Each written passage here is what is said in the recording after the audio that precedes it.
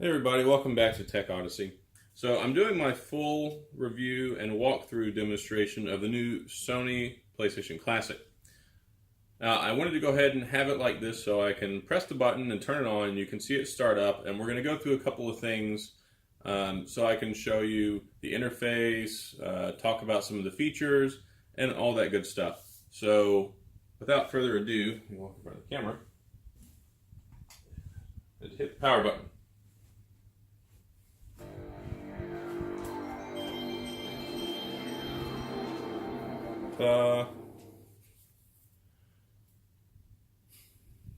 Alright, so whenever it starts up, there's an initial setup basically where you just pick the language, and there's a bunch of different languages to choose from.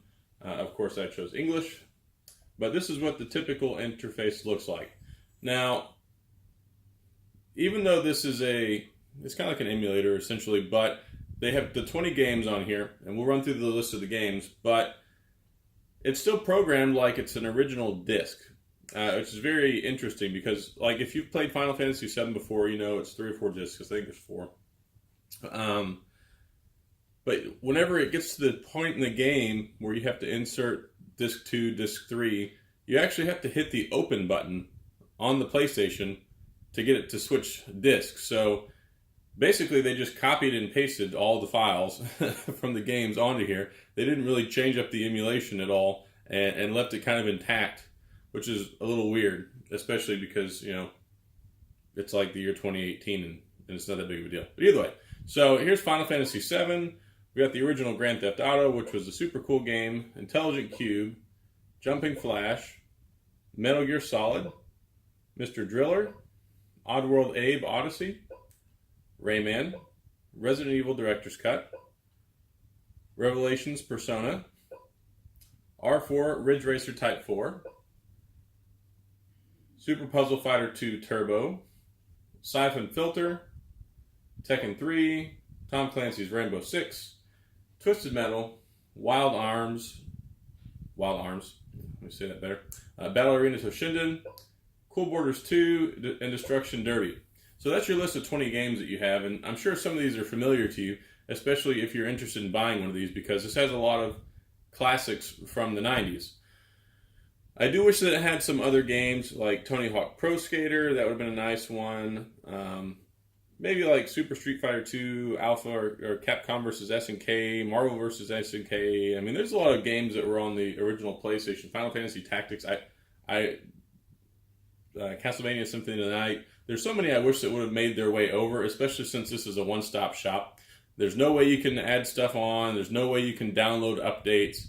So the 20 games that it comes with are what you get. Now, you can go into settings. There's a health and safety warning, if you feel so inclined to read that. There's a screensaver, which, sure, I mean, I guess. Language, here's the different language options. So most of the major ones. Power save settings, restore default settings, initialize console, which will start it over all again. I don't want to do that because I do have saved data because I played Final Fantasy VII last night for about an hour.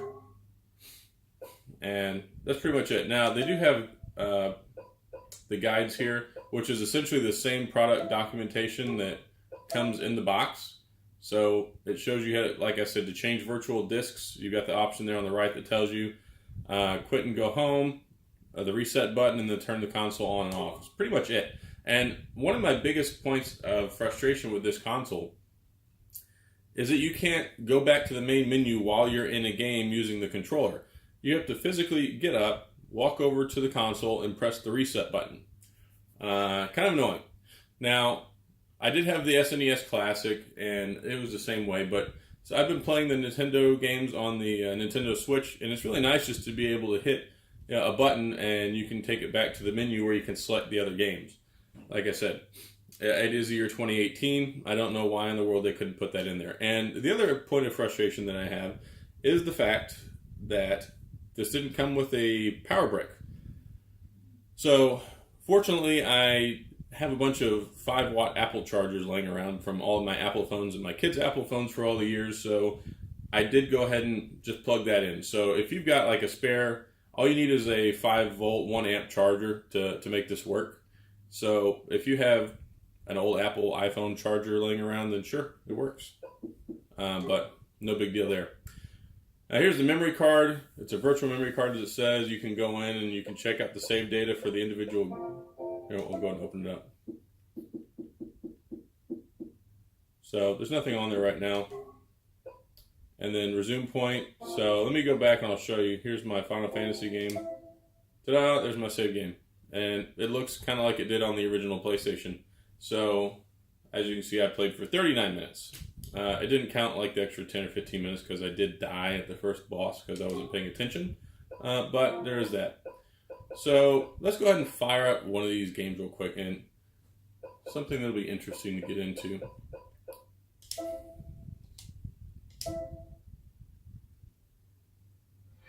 Now, I'm sure if you are interested in the PlayStation Classic, the Final Fantasy VII title is probably one of the reasons that you want to get it. Of course, this is arguably one of the best Final Fantasy games ever made. Some people say it is one of the best games ever made. I love it. I've probably clocked over 200 hours on this game. I think I mentioned that in my unboxing video. But overall, the emulation works well. The only problem is there are some inconsistencies with the frame rate and the way that it displays, because everything, I think absent Rayman maybe, it is all in PAL format and not NTSC, which is the American standard. So there are some issues with that. There's been a lot of people complaining about it. Now, I did play this last night. It did seem a little clunkier than I remembered it being, but then, of course, I couldn't remember if it's because I haven't played the game in like 20 years seriously on anything other than PlayStation Portable, or if it's because of the way that it's displayed on the TV. But everything works well, and the controller works well, and I haven't had any problems with it. As you can see, it's not the most beautiful looking anymore as well. I really wish that they would have done like an actual resolution upgrade. Upscale it at least, even if they upscale it to 720p, if they upscale it to 1080p. I mean, I'm not asking for 4K. I mean, it would look terrible if you tried to upscale 32-bit graphics into 4K. But on the same token, it definitely doesn't look good at all. So, and it would probably look a little better if I had an old TV and I could go put it on my old 27-inch, old 20-inch TV, but trying to play this on a 55, 60-inch LED TV, it just doesn't quite do it justice, just because it's, the resolution is so low and the display is so big. So I think it's going to be an issue that other people are going to run into as well. But it definitely looks pixelated and all that good stuff. So let me go over there and hit the reset button. So when you hit the reset button, it takes you right back, just like that. Let's see. That one's got a little bit of a long intro to get into. And boy, oh boy, I played some Twisted Metal last night, and I completely forgot how bad the graphics are in that game. I'm going to fire up Ballerina Toshinden real quick. But everything runs smooth, it works well, and I think a lot of the complaints are, one, this doesn't really feel like it's worth $100. You're getting essentially the same experience as you did originally in the year 2018. I mean, some of these games are 20, 25 years old, essentially. So when you talk about playing them now, I guess there's expectations on how things will work. But this is the original stuff, and it's got the letterbox there. So with the display, back when you saw it hit the start button. Yeah, it's been so long since I've even played this game. I don't remember much of it. But I haven't had any issues with it. Of course, there are the complaints again with the NTSC versus the PAL display type. But everything's playable, everything works fine. It's probably just a matter of personal preference to most people, whether it's something that you're going to enjoy, because I don't really think it's worth $100, But you may. I mean, for somebody who just wants to sit at home and play this, be able to fire up these original titles, don't want to have to worry about trying to go through using emulator software or having to have a PlayStation device where you repay to get these games.